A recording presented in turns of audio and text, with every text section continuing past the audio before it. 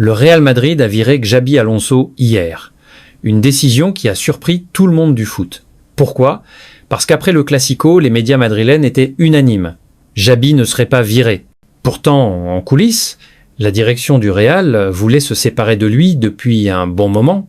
Le seul problème, c'est qu'ils ne trouvaient pas de remplaçant. D'ailleurs, ils ont approché plusieurs coachs, notamment Zidane et Jürgen Klopp, mais tous ont refusé le poste. Mais la décision de limoger Xabi est encore plus choquante quand on voit celui qui le remplace, Álvaro Arbeloa. Une légende du club, certes, mais qui était coach de l'équipe B, la Castilla. Regardez son bilan avec l'équipe réserve, c'est déjà catastrophique comme on peut le voir sur l'image. 23 matchs pour 12 victoires, 3 matchs nuls et 8 défaites. Alors, le voir réussir là où Alonso a échoué, ça me surprendrait beaucoup. Il n'a aucune expérience du haut niveau. Comment va-t-il gérer ce vestiaire du Real alors que c'est le principal problème du club ? Même les joueurs sont choqués de sa nomination. C'est pour dire. Et petite stat pour la route, Arbeloa, en tant que joueur contre le Barça, c'est 7 matchs joués pour 7 défaites. Dans l'histoire du Real, les coachs espagnols ça finit souvent mal. On l'a vu récemment avec Lopetegui, Benitez, Santiago Solari et maintenant Alonso. Le problème du Real, c'est loin d'être un problème de coach. Xabi Alonso a fait ses preuves avec le Bayer Leverkusen où il a gagné le championnat en étant invaincu.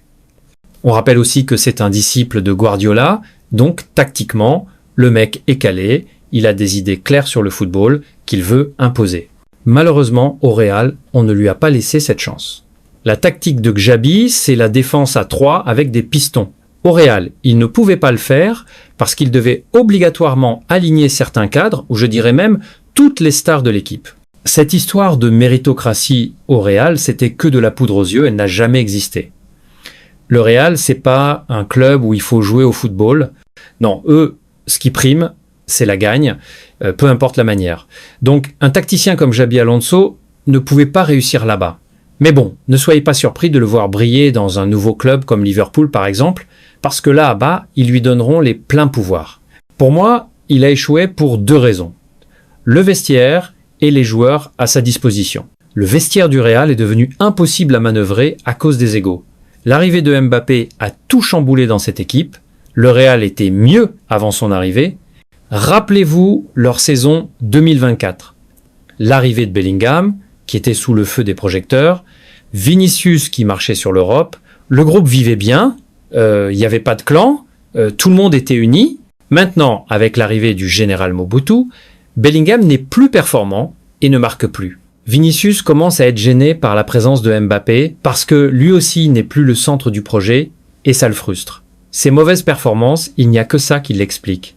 La force d'une équipe de foot, les gars, c'est le vestiaire. Si l'équipe n'est pas soudée, forcément rien ne marchera. Et on connaît l'historique de Mbappé. Avec lui, le foot est un sport individuel. Il ne pense qu'à lui. Neymar, Messi, Cavani. Beaucoup de grands n'ont pas réussi à briller à côté de lui. D'ailleurs, Laporta avait vu juste en disant qu'il allait détruire le vestiaire et l'histoire lui donne raison. Je pense que l'arrivée de Mbappé est la meilleure chose qui pouvait arriver à Barcelone. Alonso ne pouvait rien faire, il avait déjà perdu son autorité. Regardez cette séquence. Alonso demande à ses joueurs de faire une haie d'honneur au Barça et qui lui dit « Non, on se casse, c'est Mbappé ».